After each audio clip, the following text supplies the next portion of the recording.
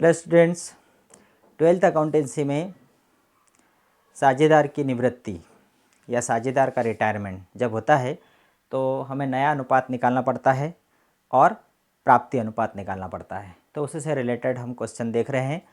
हम 9th number का अभी तक हमने 8 क्वेश्चन कर लिए। 9वां क्वेश्चन देखिए।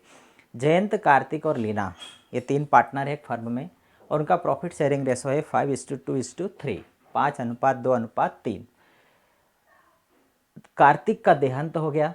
इसमें जो एक बीच वाला जो पार्टनर है कार्तिक, उसकी डेथ हो गई तथा जयंत एवं लीना ने व्यवसाय को चालू रखने का निर्णय लिया। वे एक यदि डेथ हो गई है तो बाकी 2 ने व्यवसाय को आगे बढ़ाने का निर्णय लिया है। अब एक के चले जाने से बीच वाला जो हिस्सा है 2 हिस्सा चला गया, तो अब वह फर्म को जब आगे बढ़ाएंगे तो उनका प्रॉफिट शेयरिंग रेशो बदल जाएगा। यदि कुछ निर्देश नहीं दिए रहते, यदि नया अनुपात नहीं दिया रहता तो हम उनका पुराना अनुपात ही नया अनुपात मान लेते 5:3। लेकिन प्रश्न के अंदर दे दिया है कि उनका अधिलाभ अनुपात 2:3 था। इसका मतलब कि उनका जो अधिलाभ अनुपात, यहाँ पर जो अधिलाभ शब्द आया है इसका मतलब क्या हुआ कि ये अधिलाभ अनुपात मतलब उनका प्राप्ति अनुपात 2:3 था। ये अधिलाभ अनुपात ही क्या कहलाएगा? ये प्राप्ति अनुपात। इसमें हम कभी कंफ्यूज न हो कि अधिलाभ अनुपात कहाँ से नया आ गया।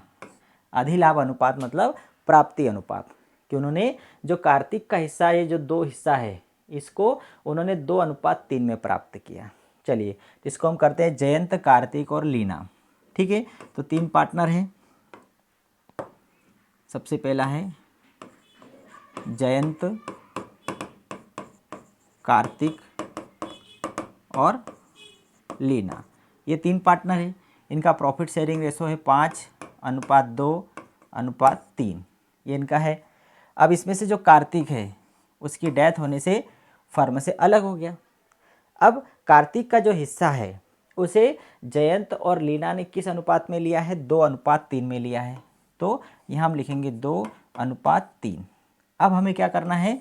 हमें क्या निकालना है? जयंत तथा लीना के नए लाभ सहभाजन अनुपात की गणना करना है। नए लाभ सहभाजन मतलब नए लाभ विभाजन अनुपात की गणना करना है। तो नया लाभ विभाजन अनुपात, नया लाभ विभाजन अनुपात। चलिए, नया लाभ विभाजन अनुपात मालूम है। कौन बचा है? जयंत बचा है। तो जयंत का सबसे पहले तो पुराना हिस्सा देखो, 5, 2, 7 और 3, 10 मतलब 5/10 पुराना है। इसमें जुड़ जाएगा किसका? उसने कार्तिक से जो लिया है वो। कार्तिक का पहले तो हिस्सा देखो 2/10 था, उसका कितना हिस्सा लिया जयंत ने? 2:3 मतलब 2/5 उसने लिया।